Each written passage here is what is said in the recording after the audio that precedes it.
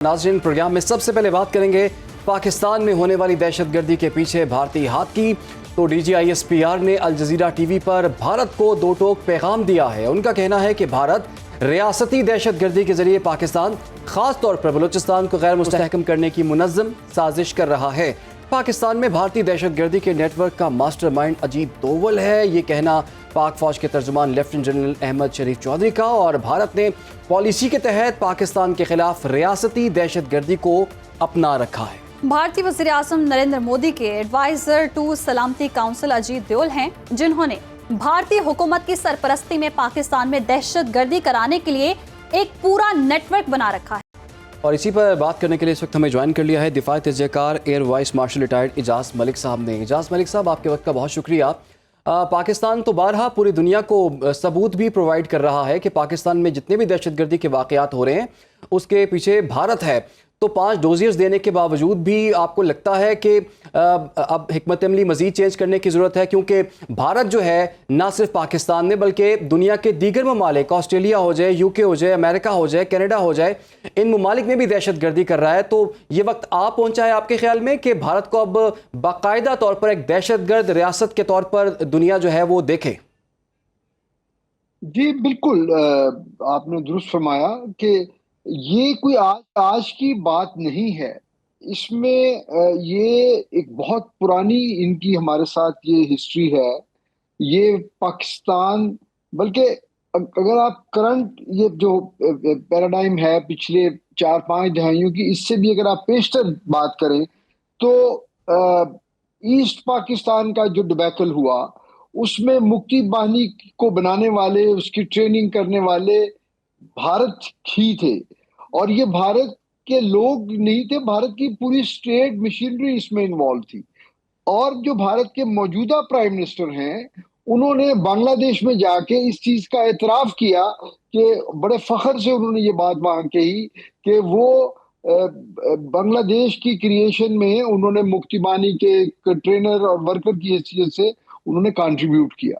तो ये उनकी हिस्ट्री तो वहां से शुरू हो रही है। और अब जबकि भारत में RRS की हुकूमत है, तो उनके लिए तो जो टेररिज्म है, स्टेट स्पॉन्सर्ड टेररिज्म, वो उनके लिए एक गवर्नेंस का और एक पॉलिसी एक्सटेंशन का इंस्ट्रूमेंट है।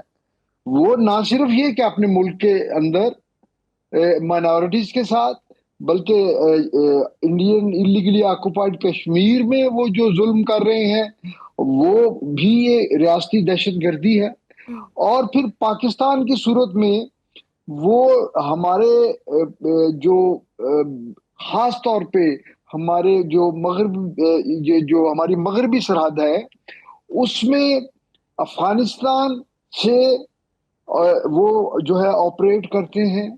बिलखुसूस बलूचिस्तान में जो वहां पर सो कॉल्ड जो ग्रुप्स हैं, जो जिनका जो है वो उनको उन्होंने एक नैरेटिव बना के दिया है कि जी आप लोगों के साथ जो है फेडरेशन का सलूक अच्छा नहीं है, तो आप लोगों अपने हकूक के लिए बात करें। और वो एक जस्टिफिकेशन वो बनाते हैं अपनी उन दहशतगर्दाना कार्रवाइयों की, और वो एलानिया जो है वो पर्टिकुलरली BLA को वो सपोर्ट करते हैं। और फिर इसकी एक तीसरी डायमेंशन ये है कि उन्होंने ईरानियन बॉर्डर को और ईरानियन सॉइल को भी हमारे खिलाफ दरअंदाजी के लिए इस्तेमाल किया। और उसका एक वाज़ेह सबूत आज भी हमारे पास उनके एक serving naval commander Kulbhushan Yadav की सूरत में मौजूद है। तो ये हमारा बड़ा एक स्ट्रॉन्ग केस बनता है।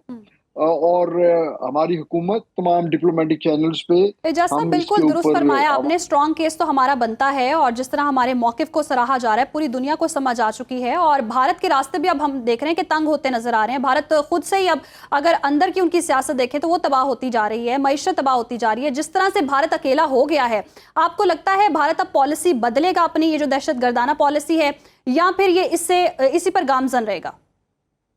देखिए, अगर मैं बिल्कुल दयानतदाराना राय दूं तो मुझे कोई उम्मीद नहीं है कि वो बदलेंगे।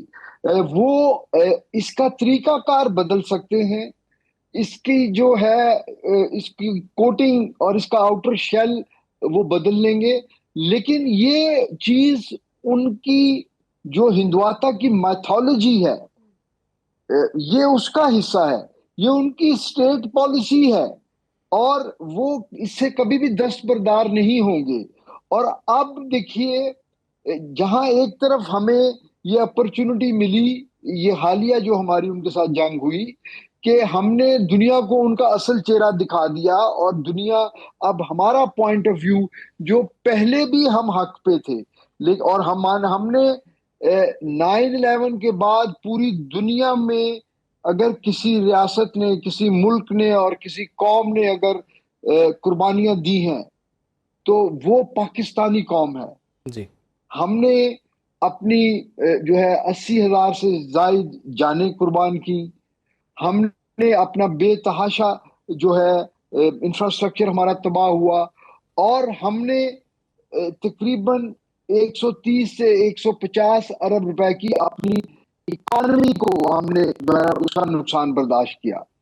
اور آپ جو ہے اس چیز کا بالکل پاکستان کے پاس ہر چیز کا ثبوت ہے, اور پاکستان یہ باتیں پہلے بھی کرتا رہا ہے ہر انٹرنیشنل فورم پہ.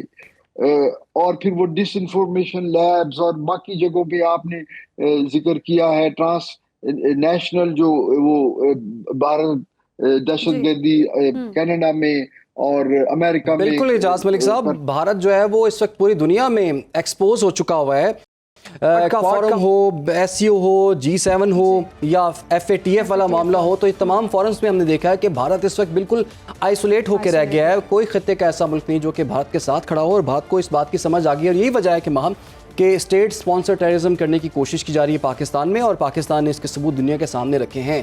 آگے بڑھتے ہیں جی, کچھ موسم کی بات کر لیتے ہیں. آپ کو پتا ہے کہ مونسون بارشوں کا زور اس وقت جاری ہے, ایک اور اسپیل میں ہم داخل ہو چکے ہیں.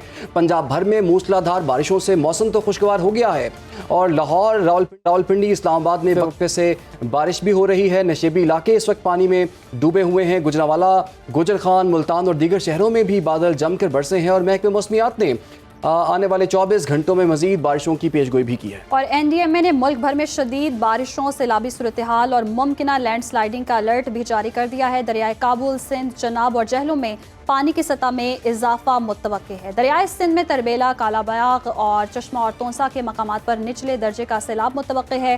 دریائے چناب پر مرالا اور خانکی, جبکہ دریائے جہلم میں منگلا کے مقام پر نچلے درجے کے سیلاب کا بھی خدشہ بتایا جا رہا ہے. جبکہ دریائے سوات اور پنچکوڑا کے ملحقہ ندی نالوں میں بھی بارشوں کے باعث طغیانی کا خدشہ ہے. ہم پرعزم ہیں آپ کو آگاہ کرنے کے لیے. اگر آپ دنیا بھر سے حاصل ہونے والی اطلاعات, معلومات اور خبریں جاننا چاہتے ہیں تو ابھی سنو نیوز کا YouTube چینل سبسکرائب کریں اور بیل آئیکن پر کلک کریں.